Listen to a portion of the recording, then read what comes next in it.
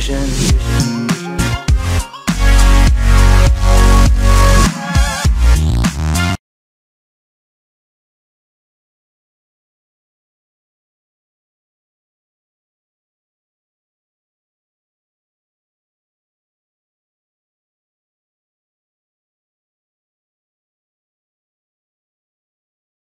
Chapter 8. And when he had opened the seventh seal, there was silence in heaven about the space of half an hour. And I saw the 7 angels which stood before God, and to them were given 7 trumpets.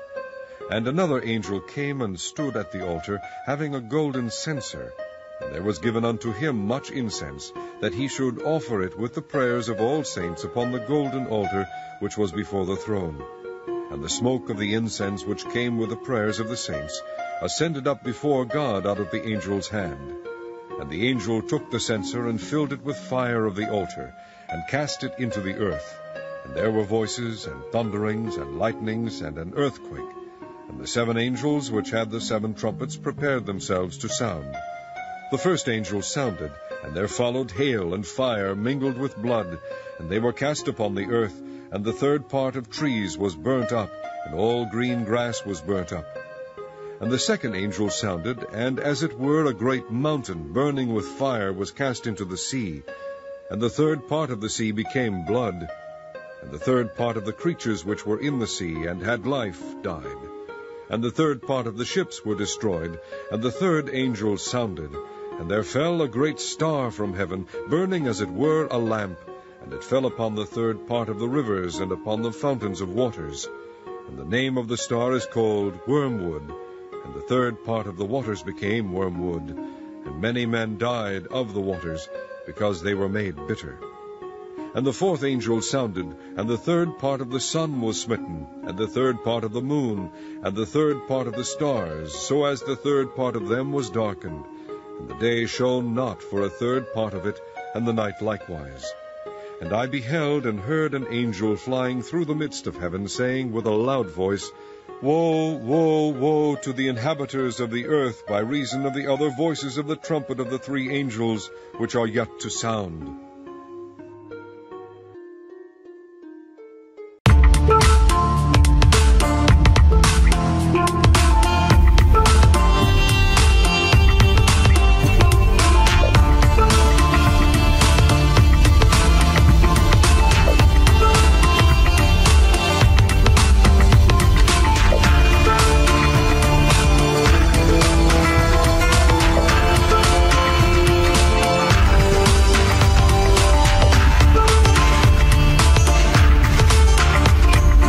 We have with us our old friend Richard. Richard's back to talk to us about Nibiru.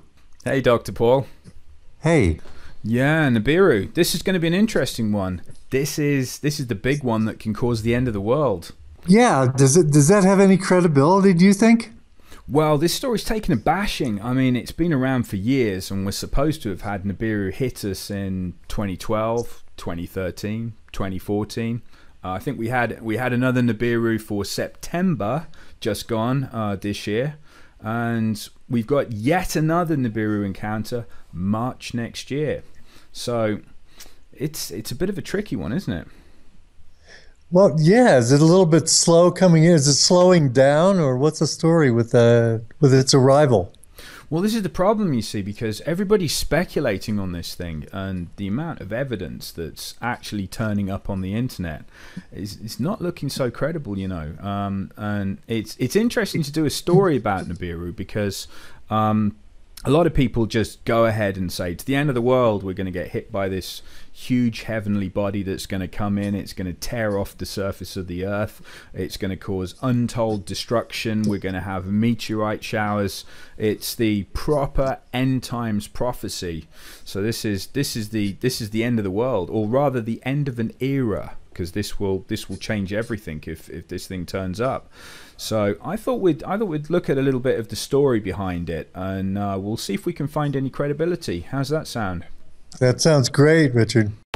In the past 30 years, speculation's grown amongst astronomers about the existence of an extra planet in our solar system. Astronomers and New Age writers have thought of different names. Astronomers called it Planet X for the 10th planet, or unknown body.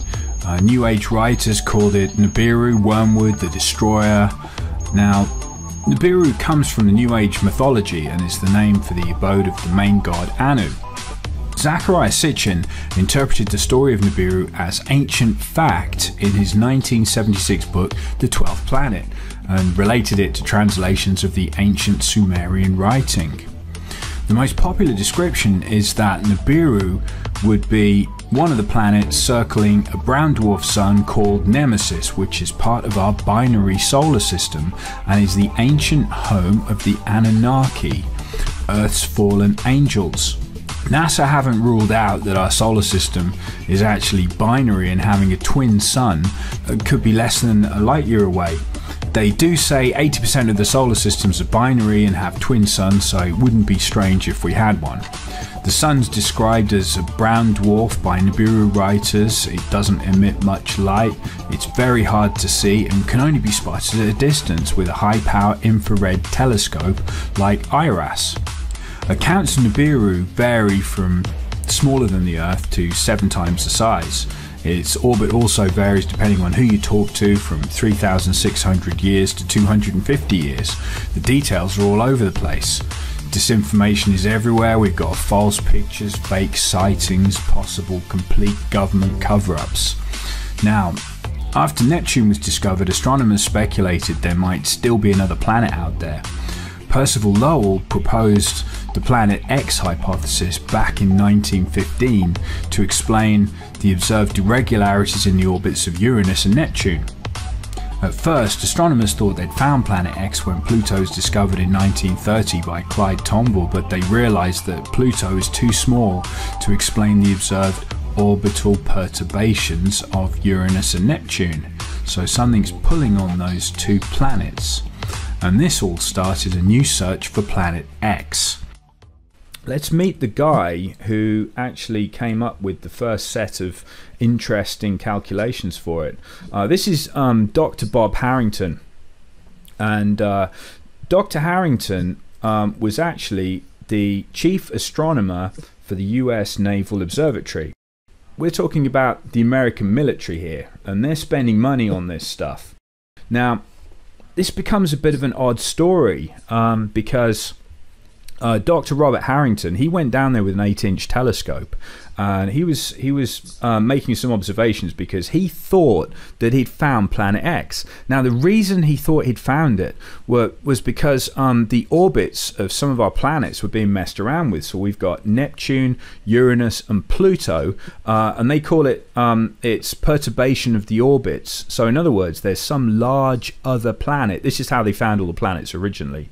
They found the orbits were being messed around with, and they went looking for an object that was messing with the planetary orbits. So they went looking for another body, and Dr. Harrington noticed that we've got a bit of a problem with these other 3 planets. It's an amazing story to begin with, yeah. Yeah, absolutely. But wouldn't you know it, when he's completing his observations and he sent them off to NASA, he took a load of films, he made some celestial maps, he plotted the orbit of Planet X, he said he'd found it, and all those films went off to NASA and were mysteriously never seen again. Does this pistol fire the dart? Yes, it does, Mr. Chairman, and a special one was developed which potentially would be able to enter the target without perception. The poison was frozen into some sort of dart, and then it was shot at very high speed into the person. So when it reached the person, it would melt inside them, and the only thing would be like one little tiny red dot on their body, which was hard to detect. There wouldn't be a needle left or anything like that in the person. But also the toxin itself would not appear in the autopsy? Yes, so that there was no way of perceiving that the target was hit. Wow. We're really good at killing people, aren't we? We can give somebody a heart attack with a gun. Yeah, absolutely. This is scumbaggery at its best. Scumbaggery is right. We've got some of these notes actually that we can put on the website for people to have a look at, because I got all the original Dr. Harrington notes, or a report anyway. which talks about what he found. Now, so he disappears mysteriously, and then the trail sort of goes a little bit quiet. Now, I don't know if you've seen these on the internet before. Pictures. No, I've never seen that. Yeah, pictures of two suns. Very weird, isn't it? Very weird. Yeah, and they've had these in mainstream media, believe it or not. Not so much in the United States. This has been China and Russia have gone with these stories, talking about two suns in the sky. People are taking clear pictures of it, and it's all very real indicators that Nibiru is coming in to trash everything, and it's nearly here. Now, yeah, this is where the problems start, because I looked at this evidence, and to be fair, I'm going to debunk it, okay? And just to make it even more debunkable, I went outside into my garden and I got a camera and I pointed it at the sun. And okay, it's a camera phone, but here's the effect I get. So look at that. Can you see the extra sun? Right. Lens flare. That's exactly what a lens flare looks like. So unfortunately for us, that's a really good lens flare.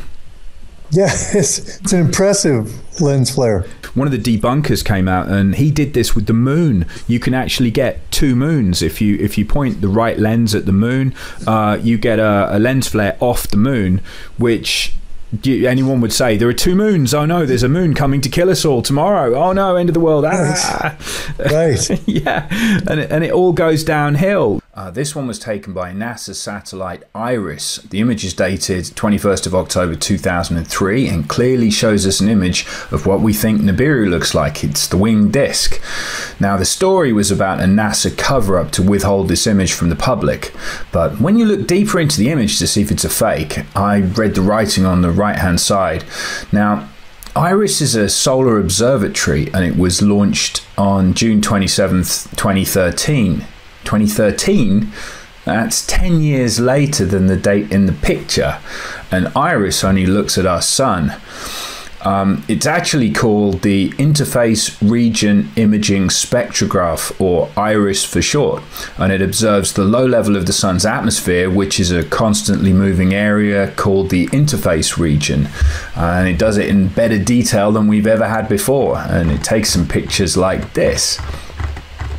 Now, if you look at the code on it, which is 2003 UB313, that's the code given to dwarf planet Eris, which was discovered in January 2005. So this picture is showing us something which wasn't even discovered until 2 years later, and it was discovered by Palomar Observatory, which was a team led by Mike Brown. They discovered it's a trans-Neptunian object. It's 27% bigger than Pluto. It's 0.27 the mass of Earth. Its distance from the sun is 96.4 AU, or astronomical units, which is 3 times the distance that Pluto's away. So this thing's really far away. We're only 1 AU from the sun, and you could call this planet X because Pluto's called a planet, well, a dwarf planet. So if we're going to demote Pluto and we demote this one, it's not really planet X, but it's so far away. The best picture we have of Eris is taken by the Hubble Space Telescope, and it looks like this. So I think we can close the book on our first picture. This is a fake. It's probably photoshopped by somebody trying to scare the alternative media community. Now, this is the Google box. Now, a lot of people have said that the image behind there is actually of Nibiru and Google is censoring it. Have you heard of this? Yes, I have. Now, I happen to have a copy of the image they say is behind this black box and being censored. Look at this. That's a creepy looking image, isn't it? That's the creepiest looking planet. I mean, it's scary looking. If you look at everything else out there, looks like, calm, just another day at the office. But that thing is menacing looking. Yeah, isn't it? It's got like, and you see the bits coming off the edge of it. This is what a lot of people are saying is the dust trail coming off it, which is the iron-based dust trail. So this is like iron oxide, and this is one of the effects they've said of the iron oxide is when it comes swishing by our planet and we get a dose of this iron oxide trail off it. It's going to turn the rivers and the waters to blood, so it will make all the water go red. It all sounds pretty terrible, but let's take a look, shall we? Here are the coordinates for the black box, so you can put these in to Google Sky and go there yourself and have a look at it. Now, if you put these new coordinates in, you'll actually find that the image we were just talking about wasn't hidden behind the black box in the first place. Google never censored it. Now, I found out the imagery came from STSCI Digitized Sky Survey, so I went there and I pulled the original plates. These were made by POSS-2, which was a satellite. Now, decades before, they'd taken the same piece of sky with POSS-1, which we're looking at. Now, if we set these two up and we do a comparison between POSS-2 and POSS-1, we can see if anything's moving. Now, as you'll notice, Nibiru isn't going anywhere, or I would be Nibiru, because this isn't. So how about we take a quick trip back and we're going to look at STSCI again. Now, let's fill in the black box. So this is the data that was missing from the black box in the first place. Some people would tell you that there's nothing going on here, but who am I to believe anybody? It's best to look for yourself. So I pulled the two images and I got them together. So I've got the POSS-2 imagery, which is slightly clearer, and POSS-1, which is the blurrier older data. Now in the POSS-2, you should find that we can see more because the equipment's better.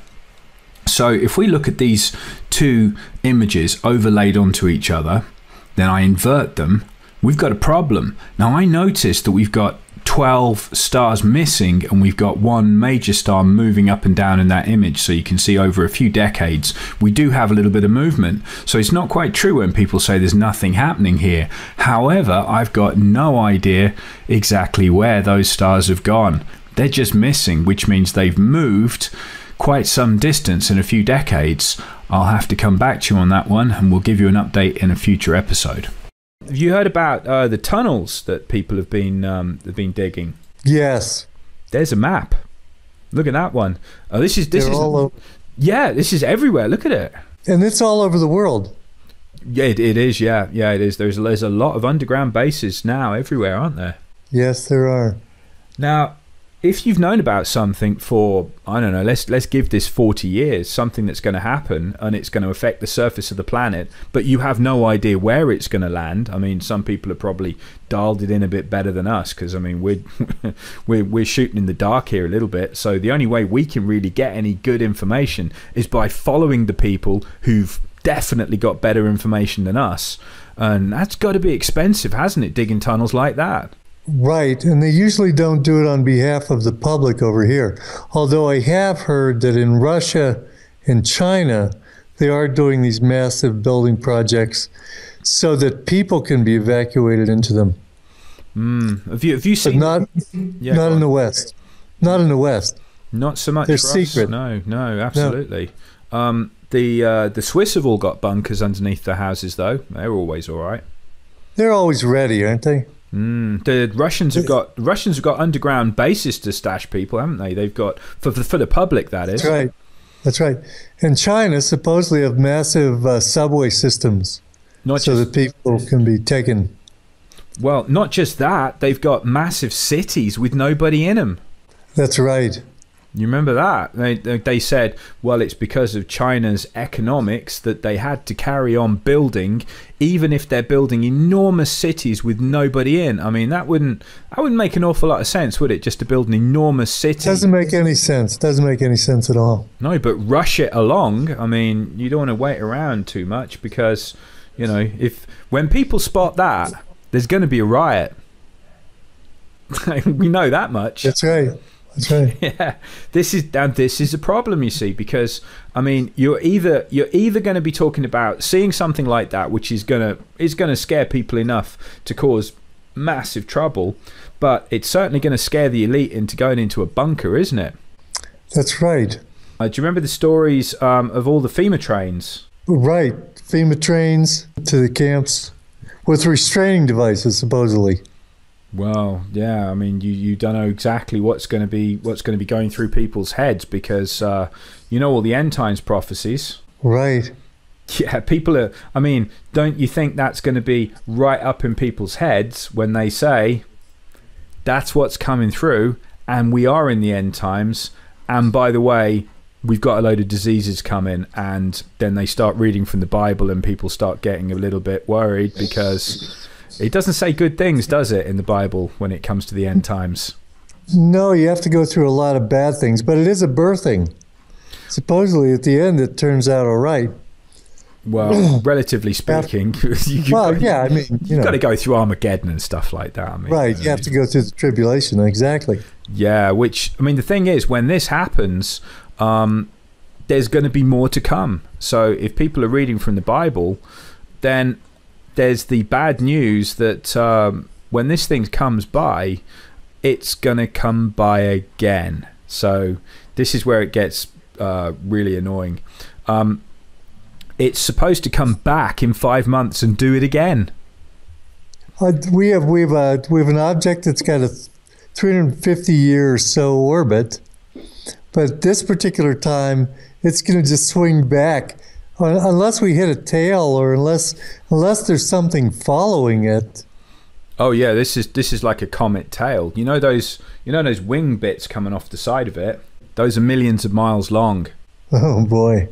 It's going to be like someone's macing the planet. So it's going to... Wow. There's Russian troops in the States, part of the UN soldiers. I know they've got at least 20,000 Russian troops. Yeah, that's amazing. And you know, if you were going to have a third world war with Russia, you wouldn't have tens of thousands of their troops marching around now, would you? No, you wouldn't. You just wouldn't, would you? So all this hype that we're defending ISIS and they're bombing the shit out of ISIS in Syria, that's all just theater? I think what was trying to be done in the Middle East is they're trying to work up to Third World War, because I think they want a Third World War, definitely. Because, I mean, if we're talking about the banksters here, they finance both sides, and war just pays so well. I mean, it's great for them. It's right. It's really good for business. And look at the military-industrial complex. They get to sell loads of weapons. And times aren't good at the moment. I mean, if people said that the economy's recovering in the States, I mean, how many other people would say that's just a massive lie? I mean, it's not looking great. You know, it's the stock market's been blown up again by the banksters, so it looks good on paper, but there's not really a lot of stuff going on there. And how many millions of Americans are on food stamps now? Oh, yeah, there's no jobs in the United States. Service industry is the only thing that happens there. Yeah. Tough times. Yeah, well, exactly. This is our biggest problem. So we've got all this going on, and got all the climate change, of course, because you know, they were very quick, weren't they, to say climate change is our fault. Well, right. Wouldn't it make you feel a little bit strange if I said that climate change isn't just on Earth, it's happening through the whole solar system?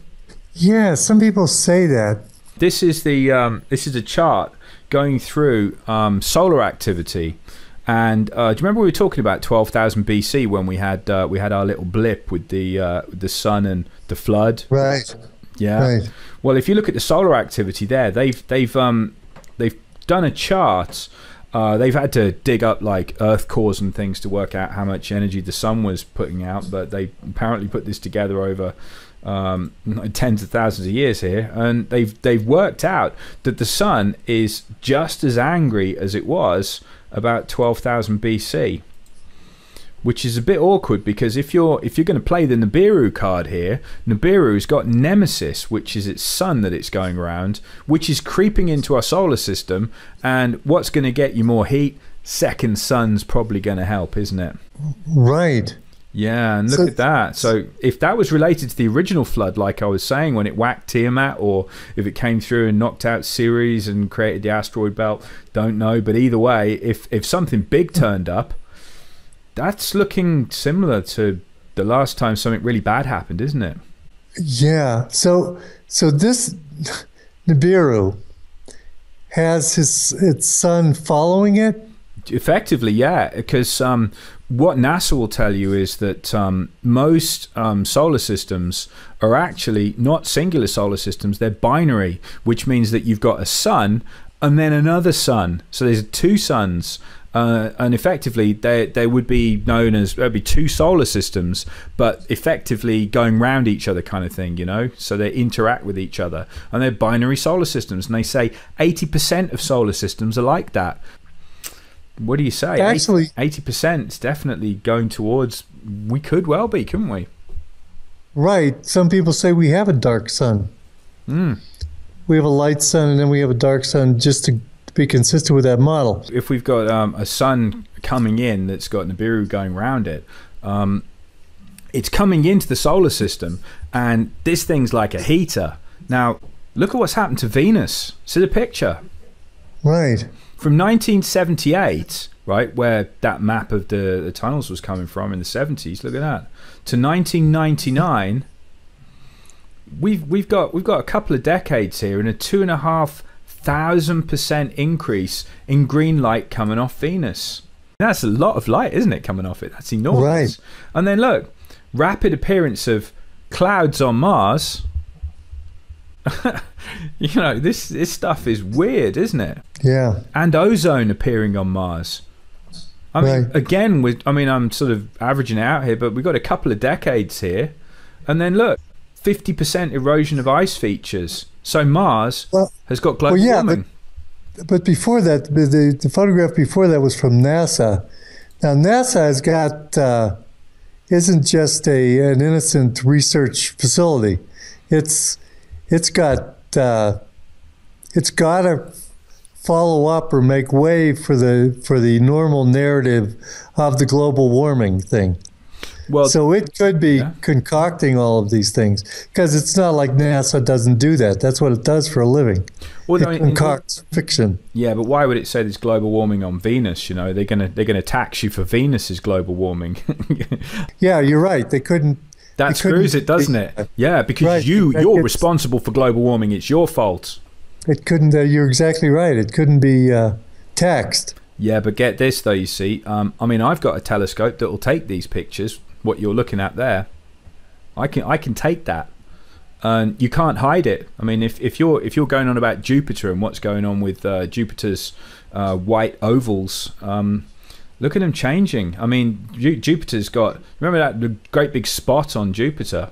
There's a lot of really weird stuff going on, saying Jupiter has gone up 18 degrees in 10 years. I mean, what would happen if that happened to us on Earth? 18 degrees in 10 years? That would be a problem. Yeah. I mean, that would be the end, wouldn't it, pretty much? And, I mean, look at this. Towering storms more than 100 kilometers high. 100-kilometer high storms going through Jupiter's cloud deck for the first time. I mean, that's pretty severe. I mean, you know, that's right.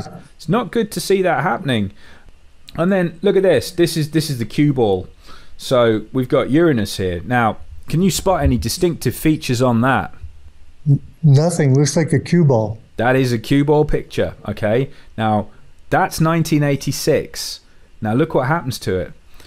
And then look, it gets hit by huge storms. And you can see, I mean, these are enormous things. And this is happening all over the place. I mean, the point they're trying to make is they've enhanced the color a little bit on that. They're not really giant red nuclear storms, you know. They've just sort of brought it up a bit so you can see them.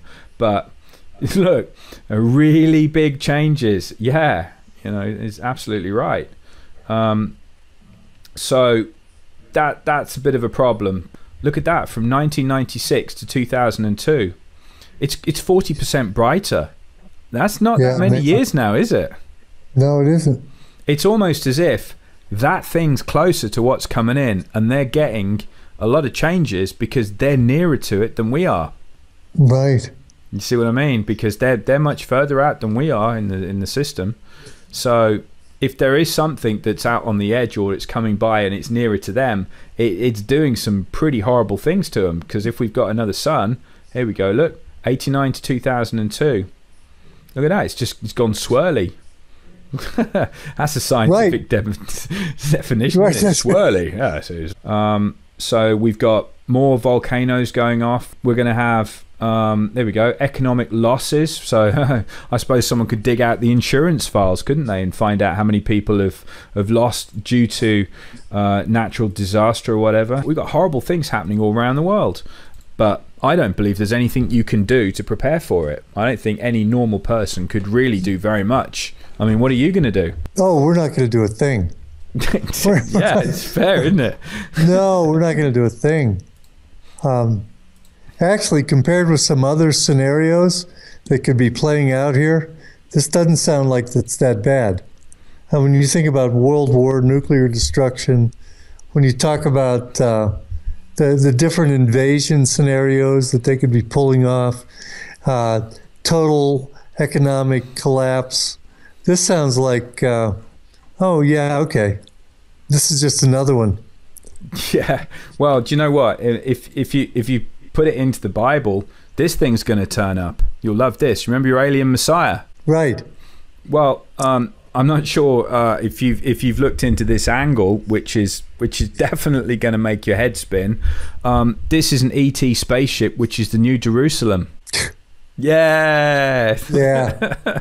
So, and they worked it out because the origin of man is a little bit fishy, and if you talk to a geneticist, a guy who's willing to talk off record, he'll tell you that if you want to say, well, man evolved from a monkey, didn't it?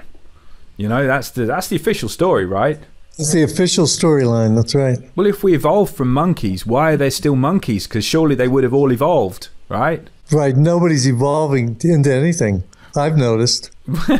Well, in fact, we're more stupid than we were before. I mean, we've got no idea how we built the pyramids. Yeah, if anything, we're devolving. That's right. So, well, the good news for you, by the way, is you're going to have a nice ET spaceship come and get you. So we're going to have the New Jerusalem, which is going to show up. Notice the diameter where they said, my Bible knowledge is not great, but I think they were saying in the Bible that it was 1,300. I'm just reading off the screen here. You can tell I'm cheating. Right. But they said it was the same width as it was. It was the same length and width. Okay, so they worked out, this is one of the designs. Somebody else says that the New Jerusalem could be a pyramid as well, with a square base. But this could be like the snow globe kind of version of it, which would work as well. So 1325.75 miles across. So, I mean, people can look into this a little bit more, but I mean, how's one of those things going to show up? So is this pushing on the rapture? This is the other thing, because with all the deception and everything, alien Messiah, and you've got potentially the rapture, you've got alien spaceships or a giant ship coming down. Do you get on board? What are you going to do? Oh, I'm not getting on board of anything. So you got they've got the false rapture plan. That thing, it looks like that might even be on the breakaway civilization if they wanted to build something like that. If it's that big. Well, this thing's got like the edge of it's made of diamond.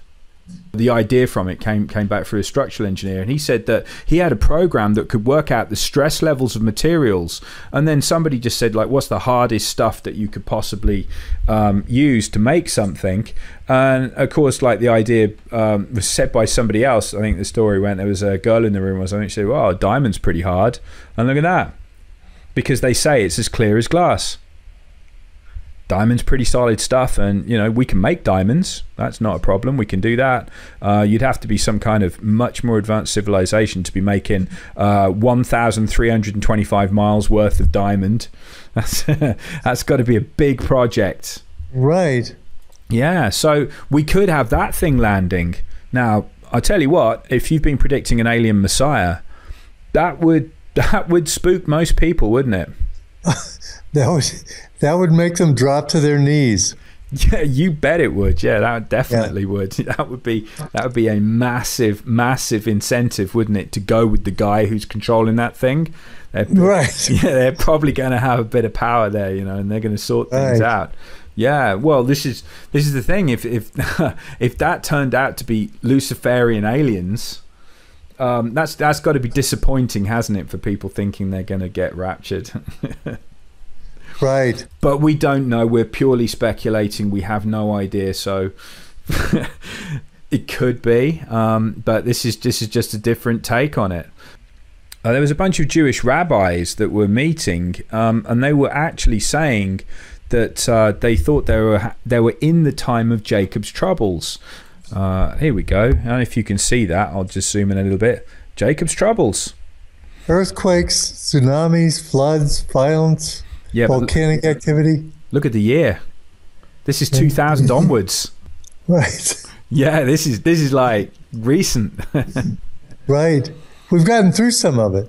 We have, and we've got World War III potentially starting. I mean, this is what some people in the military have said, haven't they? That in fact, World War III is going on, but it's a stealth war, isn't it? Everyone's got sneaky fighters, but is it really a world war? Are there enough nations involved to call it a world war? Right. I was listening to Alex Jones a couple of weeks ago, and he says that the Pentagon says that World War III is over and we're in World War IV. Yeah, I'm not According to the Pentagon. Okay, so this says, over to the right here, 2015, and then all of a sudden you have to be aware when here comes the bad news. The timeline turns red. Yeah. You have to know. Now this is September, so we go into the red zone in September then. So this is what a lot of people were getting spooked by, thinking it's going to happen now. September is the time. But I mean, you can't help but have a natural reaction that when it doesn't happen in September, all of this has gone away and none of it's going to happen. Yeah, and you go, oh, thank God, it's all gone. There aren't really any FEMA camps or anything, and all the tunnels fell in. Right, we're all it's all gone. It's all just fear mongering, and we can all just go back to what we were doing. Yeah, go back to work. Yeah, it's all relax again. That's it. It's fine. That's right. Yeah, I mean, this is the problem, you see, because the twist that I'm going through in my mind is that all of this is a much slower arcing timeline. I mean, look at the years rolling by here on this. I'm looking at the 5 months, 150 days in the wilderness under his protection. That's right. Yeah. So this is the second coming stuff. So this is Jesus Mark II, or potentially Jesus's brother, could be. So Jesus might not return. It might be his brother, because Jesus was the first vessel. So there's been a bit of speculation on that one. And it's going to be a whole different thing, because this guy potentially is going to be doing some damage. So this isn't pacifist Jesus. This is going to be, well, let's just call him Christ anyway. So Christ's return. That'll be a good catch-all one. So we go into the red zone, and he should be back. So for people predicting second coming, I mean, this is it. This is the time. So this is as far as history goes, it's like going to Vegas, isn't it? This is really the interesting bit. Well, it looks like according to this, he returns in 2016 around maybe March, maybe April. Could be. Is that what it looks like to you? I mean, yeah, people have had all of these kind of dates floating around, and let's call these loose dates, okay? Because you know how some of these predictions go horribly wrong. Usually, always go wrong. Right. But we know for a fact something's brewing. We can't nail it on this, but this is the end times view of it. So if we were in the end times, which much of the stuff on the internet is declaring, this would be the hot zone here. So we'll have a quick look through it, because this is the bit where it says, I'm not sure if it says it on this, but it says, no man will know the time of day, because when we get the meteor showers, potentially a sunrise will become sunset, because it will tilt the earth.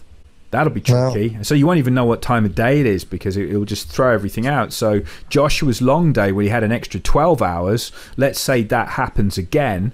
But remember, the solar activity is great flood levels.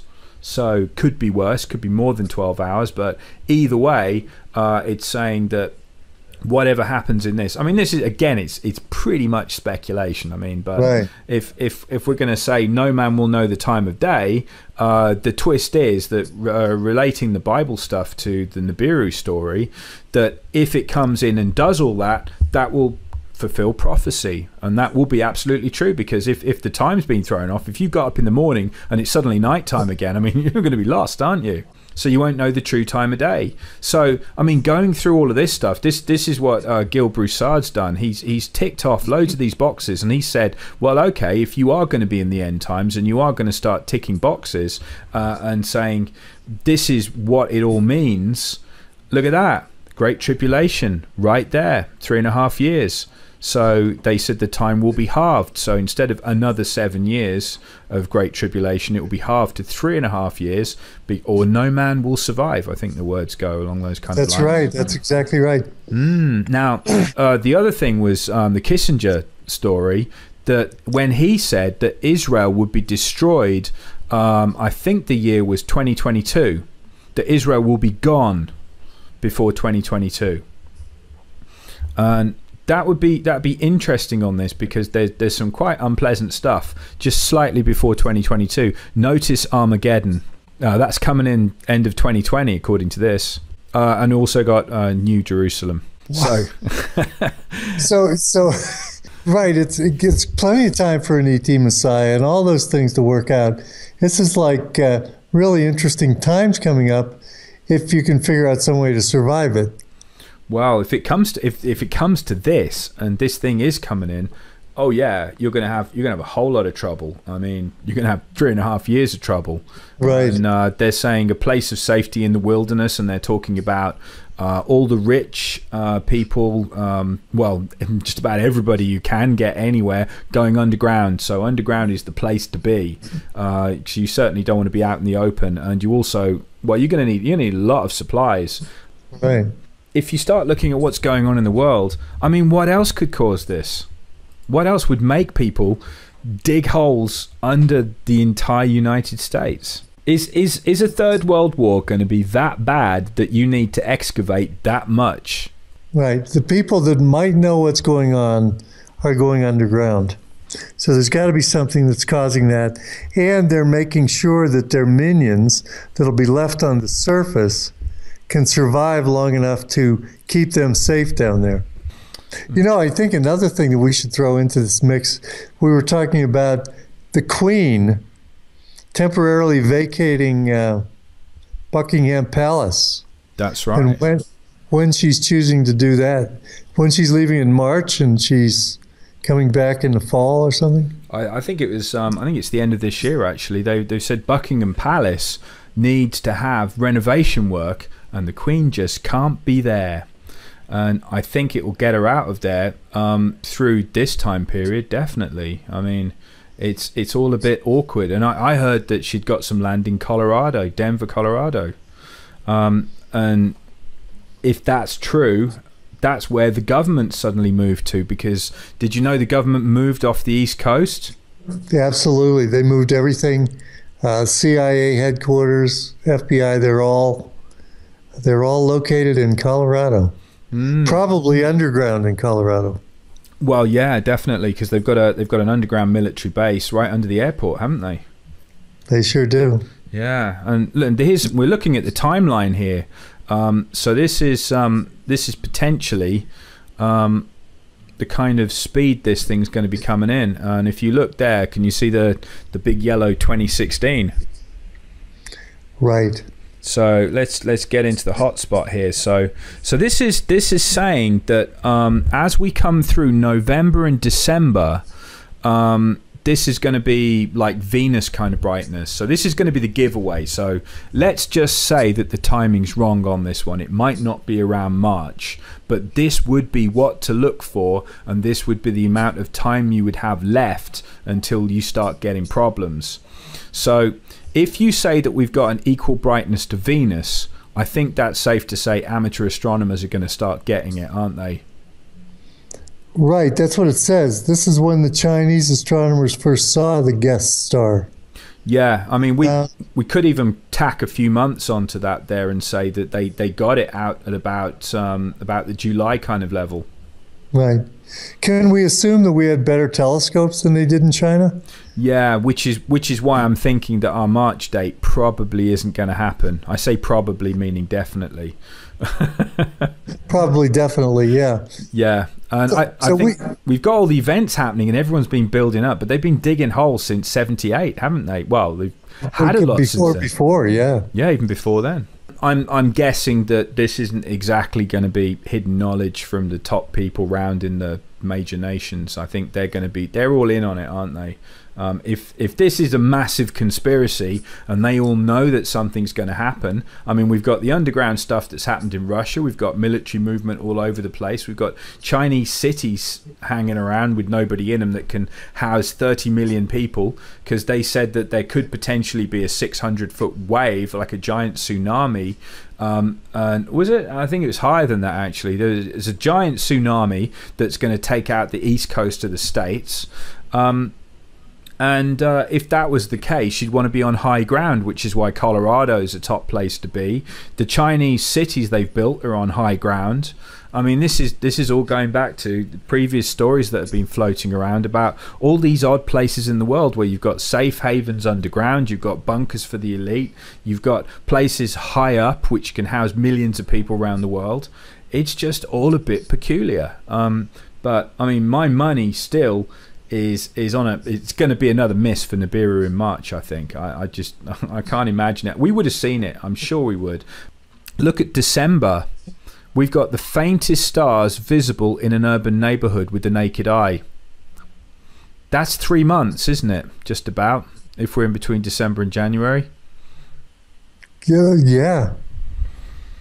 And that was seen and it was observed, and we've got we look at all the different places that spotted this thing. Well, yeah, they were seeing it for more than 6 months. Yeah, surely we would have seen it.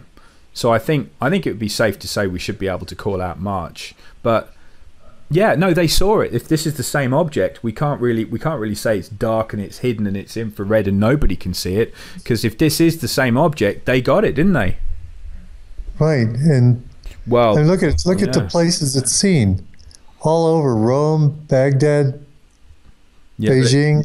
Because we've got all this odd stuff. We've got people who've seen something like this before, and we're assuming that these stories are linked. But if that's the case, it's got to be 6 months, hasn't it? Right, but you are working on a lot of concrete evidence. Even though you don't have the planet, you have historical. Well, we can call it historical data. I mean, because it's in artwork, it's in descriptions. And then we have all the suspicious moves that are going on the planet.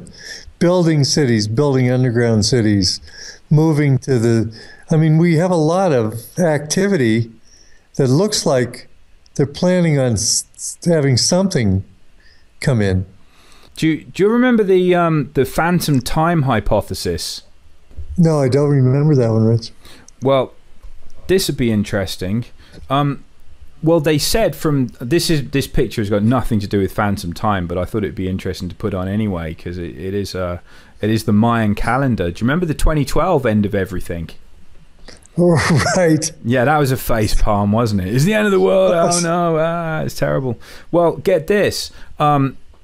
In between, there's a hypothesis going around between the years 600 and 900 AD that those 300 years are actually missing, that somebody messed with the calendars and threw us forward because an emperor just wanted to live later. There was some weird story behind it, I can't remember, but you should go and look it up. There is a phantom time hypothesis, and people have spent quite some time on this and saying that the Dark Ages, actually history was fabricated and they didn't really happen.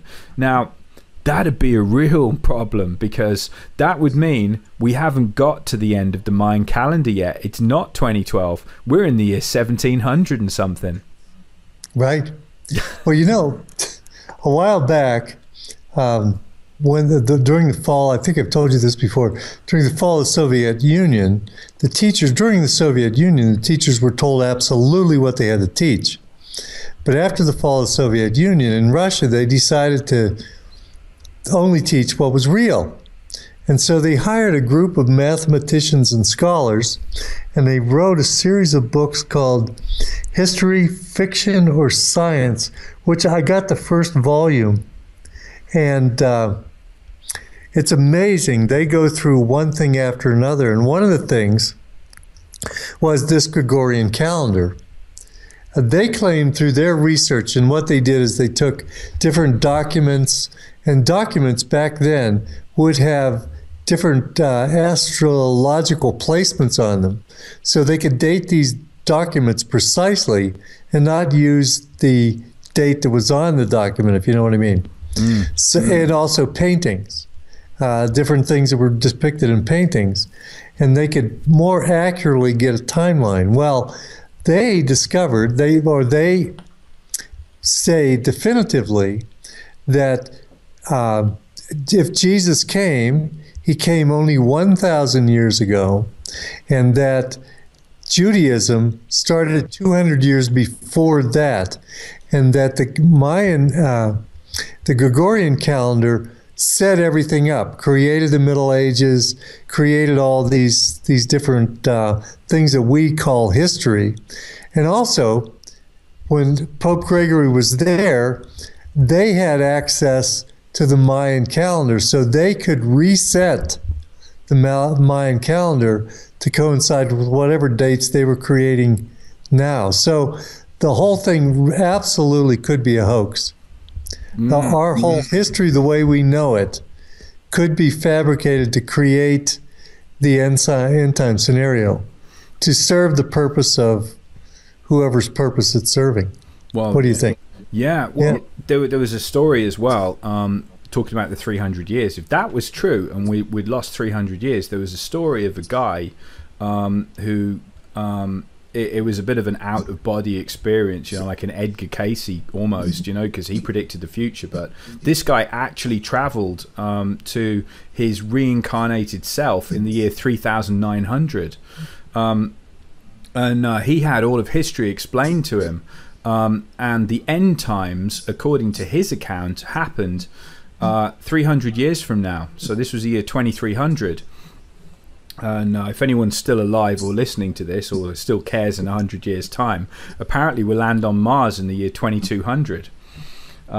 So the end times come in the year 2300, when population of the Earth has got so high, because it doesn't look like it's going to stop growing, does it?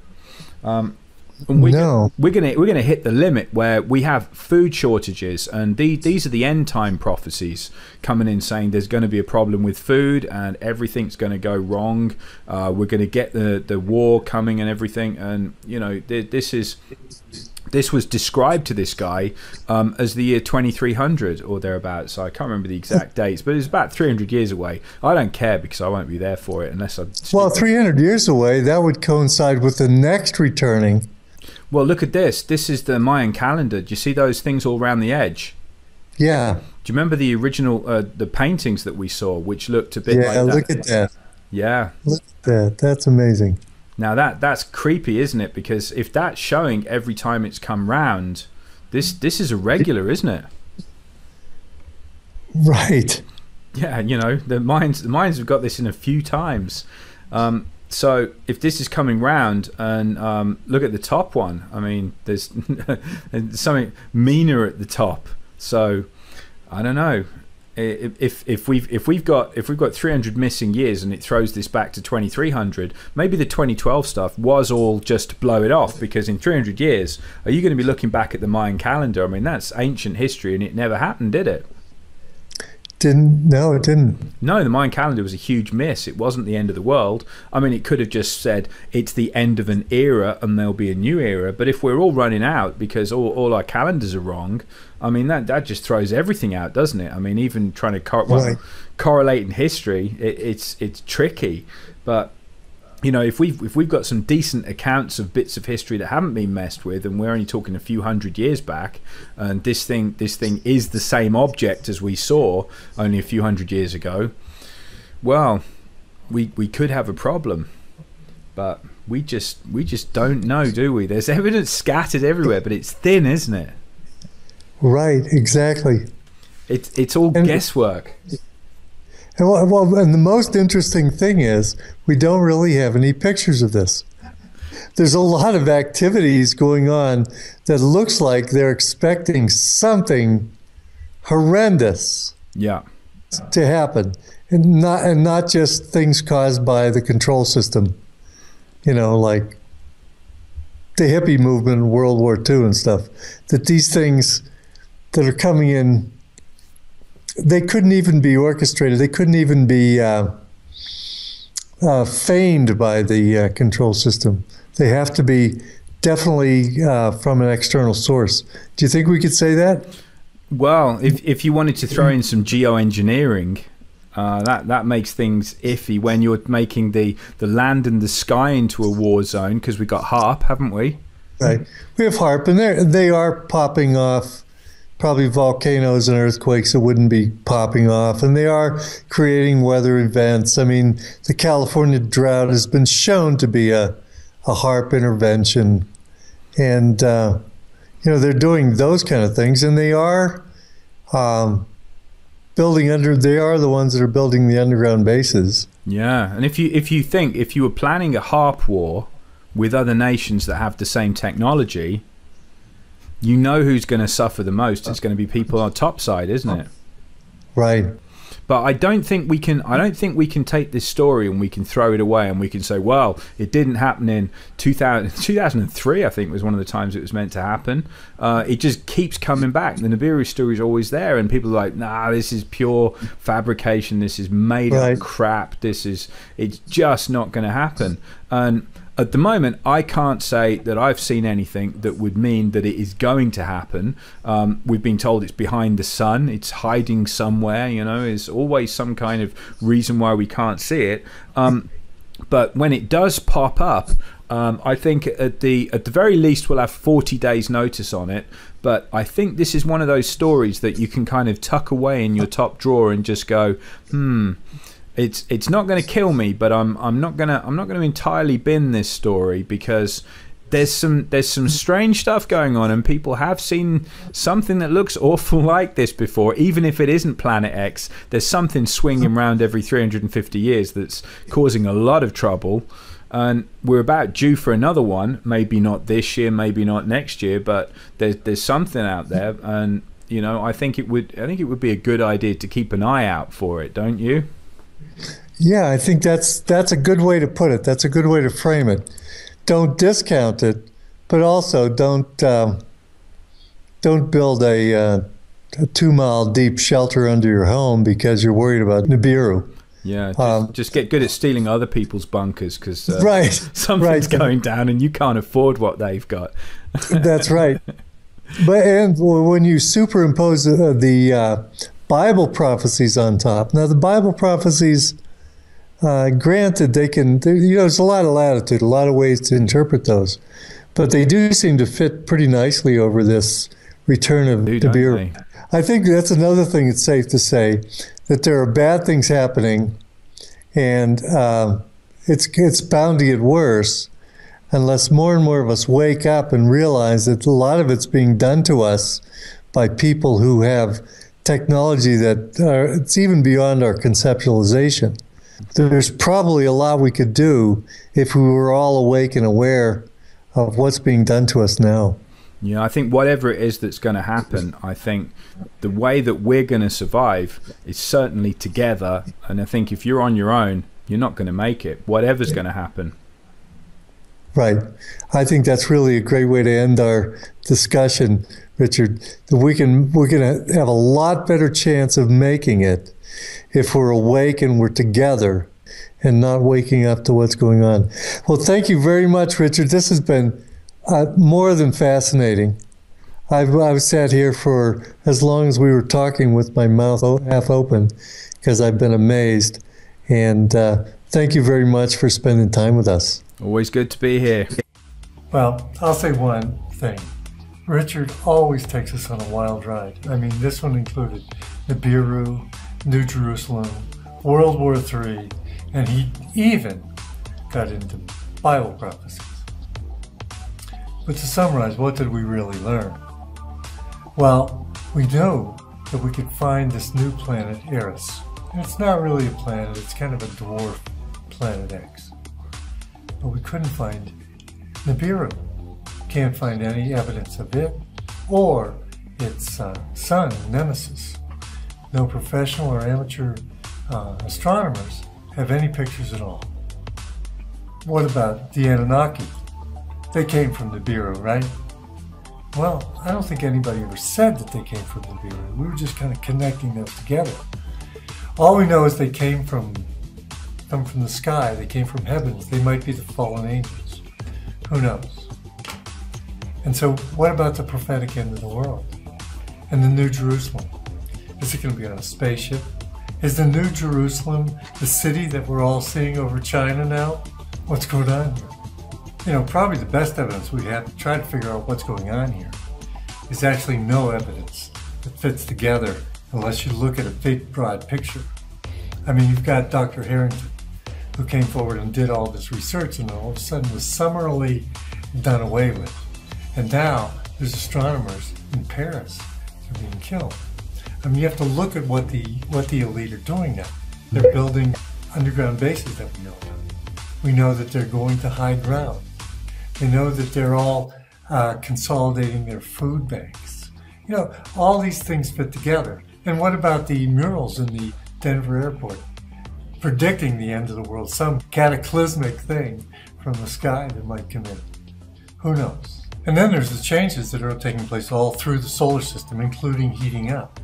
And if you look around the planet, maybe geoengineering, but there are major increase in volcanoes and plate tectonics activity like earthquakes happening all over the world. And they're still looking for something out there.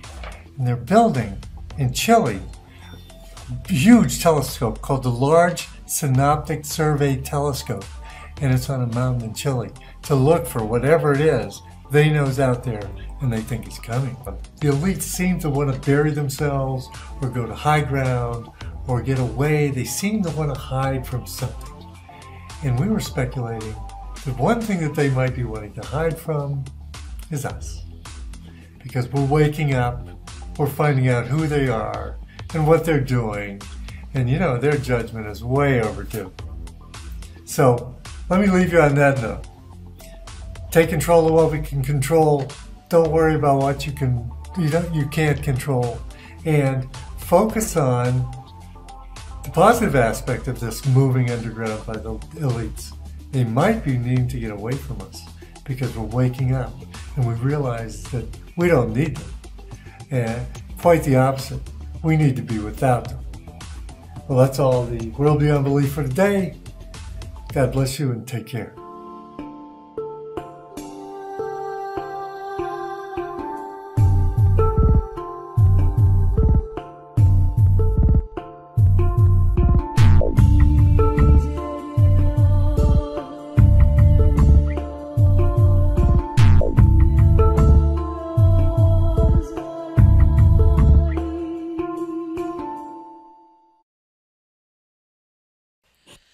Hello YouTube newsletter subscribers, this is Terrell from Terrell03.com, and I received an interesting email and I want to make a video response to it.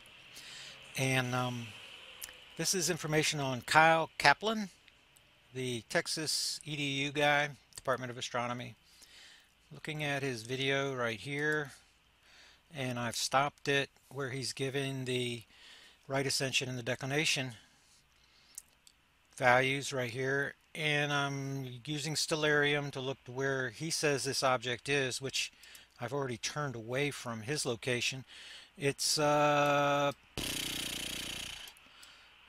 not going to be able to find it, but anyway, it's around here on the north end, and this is in his neighborhood.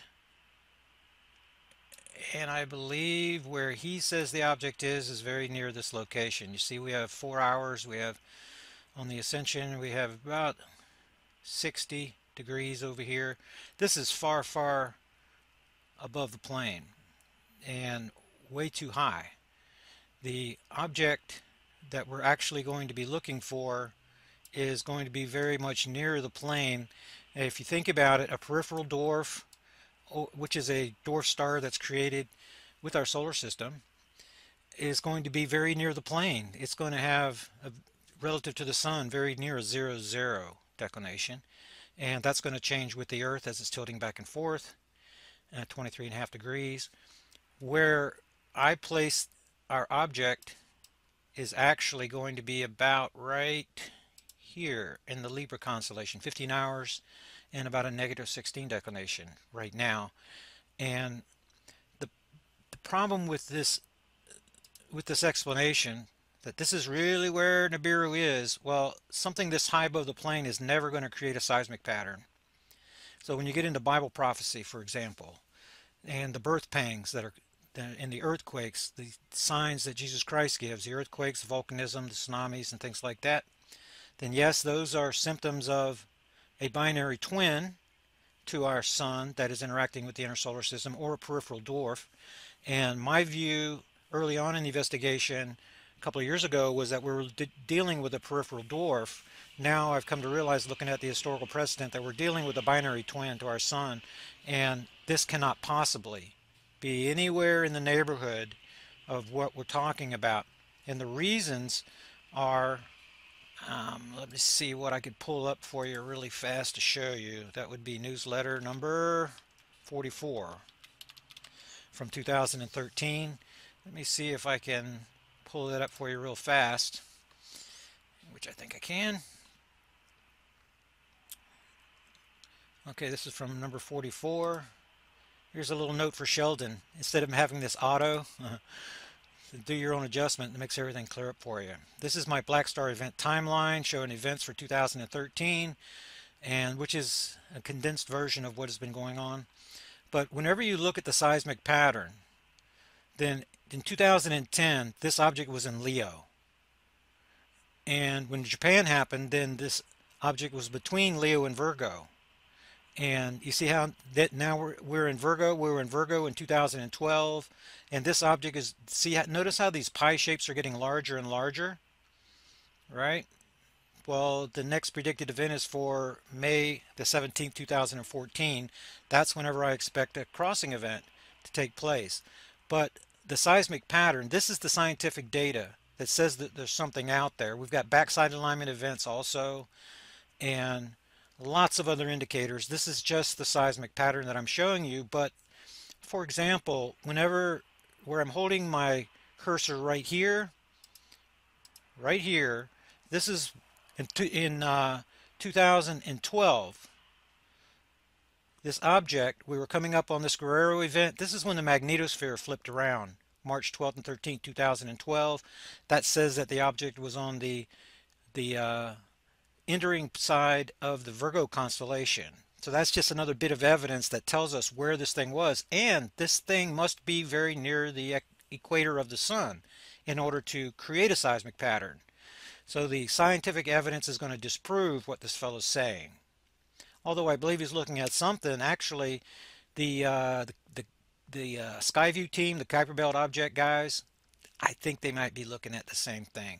Another problem that I have is this fellow's apparently not using infrared or anything else. He's showing all these different, these objects out in space. That could be anything. And Don, the astronomer that I'm working with, he has his own observatory. He's been looking at the area of space where this guy's at, which the observation window is not open now. We are just now making the 90-degree angle to be able to open up the observation window into where I'm trying to look in the Libra constellation. So nobody can go out there with a telescope and look at it right now, not a ground-based telescope. That opportunity is opening up for us soon, but it's just not there yet. But whenever it is, we're going to be looking at it with infrared equipment, and we're not going to be able to see it. We haven't been able to see it on previous orbit cycles.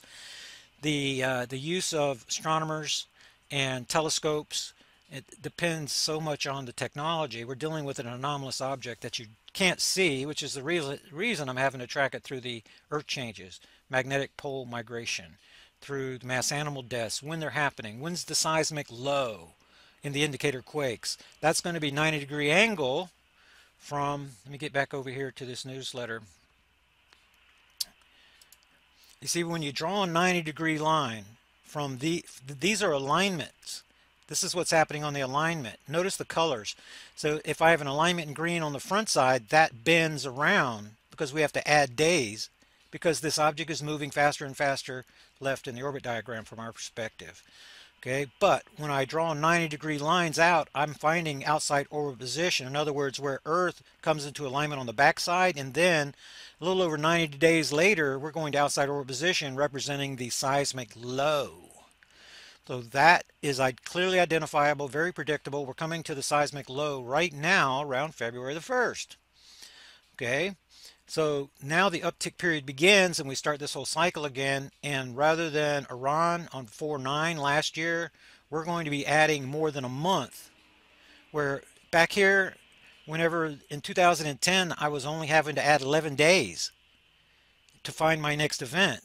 This Japan event I predicted for 3/15 happened on 3/11. I was a little bit off, but my estimates are getting closer and closer now. I'm understanding more and more about what's happening here. And this predicted date, I do not know if the black star is here. I don't know that it's going to cross Earth orbit path, but that's what the indicators are saying. And I'm just being true and honest to the research, looking at the data and making projections based on that. Hopefully it's wrong.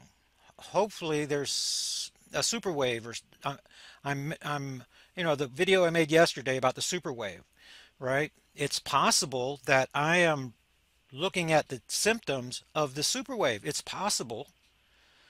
Their convergence date is May of 2014, just like mine. Okay, which makes me suspicious, but it's possible because I'm tracking symptoms and not actually looking at an object. It's possible that it is a super wave that I'm looking at, and but the convergence date is May of 2014 based on the science. Okay, what I'm going to do is I'm going to send an email to this fella. See, this is one of my newsletter subscribers, Mark, and he's giving me the information here on the email address so I can actually write the fella, and I'm going to share my information with him. Not that he can use his telescope because the observation window is not open yet. But what I would want to do is share the information on the seismic pattern and other things, and then give him a general location of where the seismic pattern is actually coming from, where the distortion is coming from, because it is definitely not. There's no seismic pattern associated with the coordinates that this fellow's sharing. It's just not happening. Not happening that way. So I wanted to make a little report, and I will add this to the newsletter, volume number 5. That's what I'm working on right now. That's this volume number 5 newsletter. This is kind of how it comes together. Is throughout the week I'm given Zeta Girl sent in a nice article on this rocket stove mass heater, which is really cool. And the Candida stuff I'm going to continue on. So these articles come across my desk, and what the good stuff is going into the newsletter each week. And so I did write a comment under this video that I'll share with you, seeing that I have some more time left.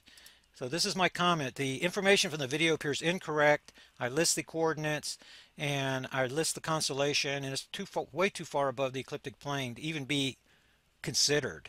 This is going to be more like a Oort cloud object, similar to S1. It had a 62-degree inclination to the plane, and this object here has a high inclination also. It's more of an Oort cloud type object rather than an object that was formed on the same plane, from the same dust cloud. So I make that point. I say my investigation now in the 4th year places the inbound dwarf star in the Libra constellation, with Saturn leading and Mars following. So it's in between Saturn and Mars, and I give the coordinates: 15 hours, 7 minutes, and about 15 degrees. I'm sorry, about negative 16 degrees below the celestial plane. Remember, the celestial plane is diving back and forth at 23.5 degrees, while the the ecliptic plane of the sun is in relation and relatively is flat. So that the black star, the declination to the sun is not going to change like it does on the Earth because we're tipping back and forth. So I give the evidence that this object, or the conclusion from the evidence that this object moved through the Leo beginning in 2008, 2011, transitioned over to Virgo, and it's now accelerating. It's now in the Libra constellation. Remember that Nibiru means planet of crossing, and what I'm looking at is apparently a crossing event, May of 2014, the third week in May actually. And yeah, and I give the notion that I state that the notion of the astronomer's object is in the outer boundary of the solar system now and will come into near proximity to the Earth in August. That's physically impossible. We're talking about an object that is beyond 50 astronomical units. It's beyond the Kuiper Belt. And if it's entering, that's what he's saying. That's the same words that McCanney uses, that this thing is out there somewhere. It's on the periphery of the solar system, but it's going to interact with us as a mini solar system and stuff like that. So I see components of my investigation, a thread running through these different researchers, but the common denominator is that your object must fit the evidence. And this is just like a murder mystery that we're tracking down a suspect, and there's evidence, and the evidence points in a direction, and that direction right now is in the Libra constellation. Out of 88 constellations, it's in the Libra constellation. That is a guarantee. Now, this thing can only move so far left in the orbit diagram before it crosses Earth orbit path if it's a crossing object, if it's going to cross Earth orbit path. Once we get beyond July the 7th, then the Earth moves around in orbit so far that it's impossible for the object to cross Earth orbit path. It would cross beyond Earth orbit path. It would cross Mars orbit path still, but not Earth orbit path. So we're looking at a date of a crossing that is, in my view, before June and in late May. That's whenever, that's what I'm afraid of. But remember, we're dealing with an anomalous object. It's possible that I'm missing something. It's possible. And so I'm leaving the door open. I'm just warning people that this is what the science is saying to me right now. And if somebody can send me something to the contrary, then I'm happy to look at it and to make revisions. There's nothing written in stone here. One of the reasons that my book hasn't been written is because I can't draw definitive conclusions yet. And if hindsight is required to draw those conclusions, the book is never going to be written. So I'm having to warn you guys through these newsletter updates and things like that why I'm gathering the data for my next book. And you see what I mean? So I'm stuck in between a rock and a hard place. So anyway, I'll share all the information down below and give you guys the opportunity to write this fella too. And I'm interested to see what he says when he comes back, because this seems to be a tongue-in-cheek deal. It seems to be a little bit too scripted, a little bit too much humor, a little bit, you know, it just seems a little bit cockeyed to me, to be real. But you know, they're sharing the same conclusion that I am, that Nibiru, Planet X, Hercolubus thingy from history is coming around again for another Earth encounter. And so that's pretty much my update. And I will add this to the newsletter, this video with the others, and I will see you guys on the next video. Talk to you later.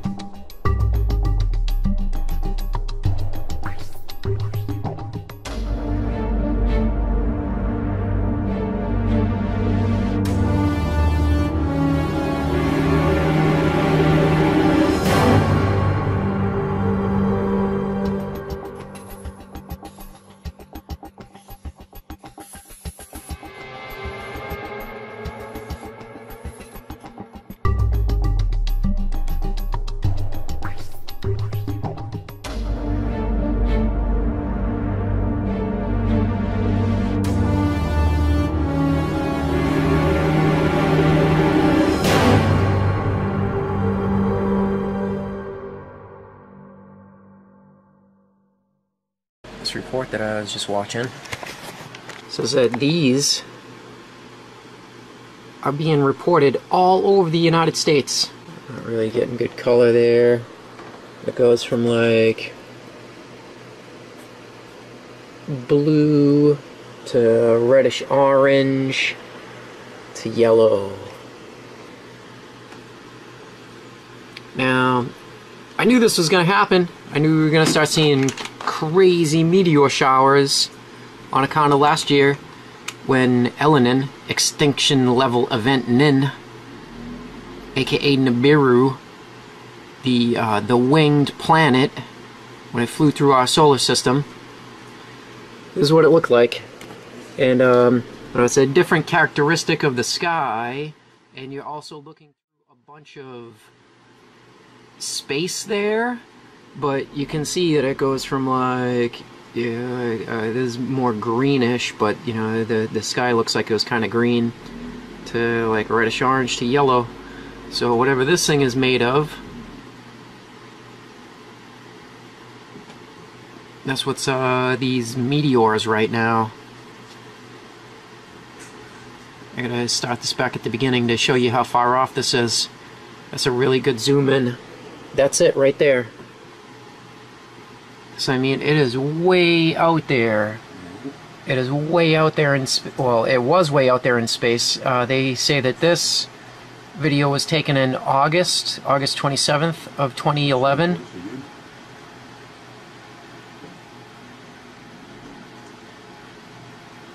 That's that same thing, exactly the same.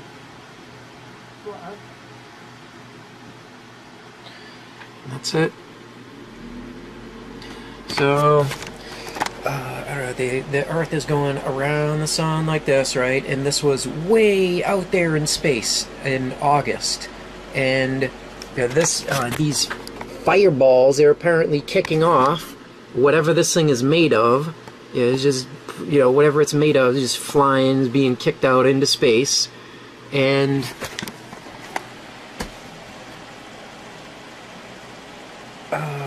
where that stuff would then have been orbiting the sun, you know, however many months away from the Earth this was when that fireball, when that fireball occurred. We're flying through it now. Yeah, I don't know how much worse the meteor fireballs are going to get. The report that put me onto this, though, he didn't just say that they were fireballs, these things. This is the report right here from Idaho Picker. Fireball reports coming in from across the nation. And he says he saw one of these himself. He's personally, he saw one of these in the sky. This isn't the picture that he took. This is a picture somebody else took. But he says that this is exactly what he saw. He reports also, though, that there have been 11 explosions in Louisiana just in the past day. And I was out there searching the internet trying to find the explosions in Louisiana, but I couldn't find them.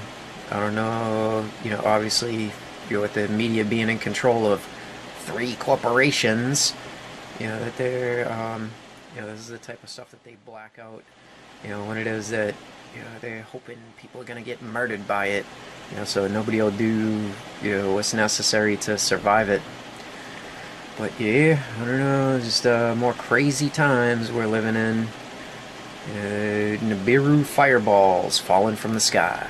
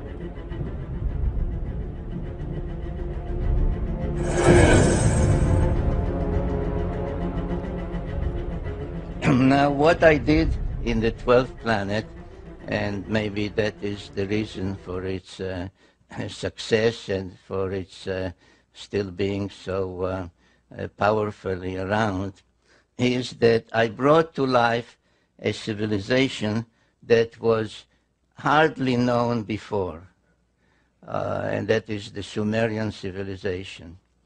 So I brought to life the Sumerian civilization, which was really a most amazing civilization. It blossomed out in what is now southern Iraq.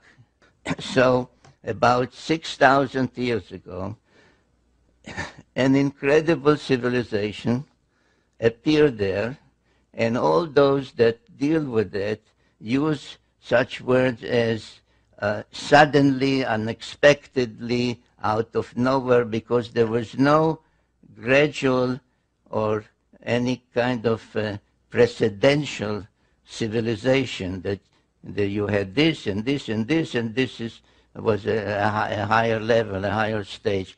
Suddenly, from what we may call primitive, though they were not primitive people, but they were farmers, hunters, etc. But suddenly there appeared cities, high-rise buildings, societal organization, kings, priests, codes of law, literature, art, music, musical instruments, all of that within a very short period, appeared about 6,000 years ago. But I want to mention tonight at least three of their firsts. One is writing.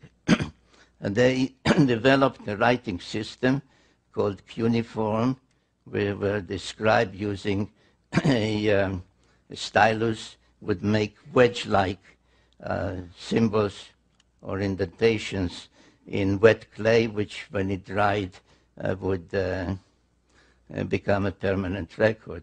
But let's say that this is a clay tablet, and I once held up a copy of my book, not this one, this DVD, and I said, which one of the two do you think would last another 1,000 years? The printed book or the clay tablet? And the answer is the clay tablet. So we have writing, which of course meant a language and grammar and literature and epic tales, and lullabies were written down, recipes. So writing was one of them. Another thing was pictorial depictions.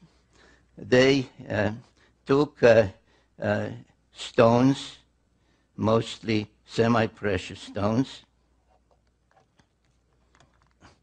and made cylinders about an inch or so, sometimes longer, but basically about an inch, a cylinder of an inch, and would engrave, and nobody has figured out to this day how, in this hard stone, they would make an engraving in reverse, like a negative, which when rolled on wet clay would become a permanent depiction, the way we say print our presses, the rotary presses now, the newspapers. And the third thing that I would like to mention and stress this evening was high-rise buildings. They were the first to use bricks and to build high-rise buildings, like stage pyramids that would rise 100, 120, 160 or more feet high. Some think that these were the towers of Babel, mentioned in the Bible. Actually, it's not so, but every major city, Sumerian city, had a sacred precinct, and the sacred precinct had such a ziggurat, as they were called. And they were used primarily for astronomical observation. And indeed, their knowledge of astronomy, or in the field of astronomy, is one of the most amazing Sumerian legacies. And this is, for example, the imprint of a cylinder seal. You can actually see the seal in Jerusalem. There's a museum there called Bible Lens Museum. And this is, if you ask a regular scholar, what is it? They'll show it. He'll say this is a beer drinking scene, because the Sumerians were also the first to invent beer. And drinking beer was a social event. You can see people are coming to participate in that. And beer was drunk through a straw. The way I understand in, say, in Latin America or in Argentina, they drink mate tea with a straw. But as many other cylinder seals, they were decorated with celestial symbols. And if you study this one, you find out that it depicts the sun, it depicts the earth and its moon, it depicts what we call the asteroid belt, which is a belt orbiting between Mars and Jupiter, and nobody knows, or nobody, I mean, I say nobody because I do. Others claim they don't know how it came about. It's the remains of some planet that was destroyed, exploded, except that if a planet explodes, the pieces fly in all directions, and in this case, they orbit like a belt between Mars and Jupiter. So you also have Mars and Jupiter. Here's Jupiter. You have the asteroid belt, which we have discovered only in modern times. And beyond Jupiter, you have Saturn and its rings, which we did not know about until the invention of the telescope. Now, this cylinder seal is from about 2000 BC, from 4,000 years ago. So this is an example of the amazing Sumerian knowledge in astronomy. But there is even one more amazing cylinder seal, which caused quite an uproar at the museum where it's kept. It's in a museum in Berlin at the time when I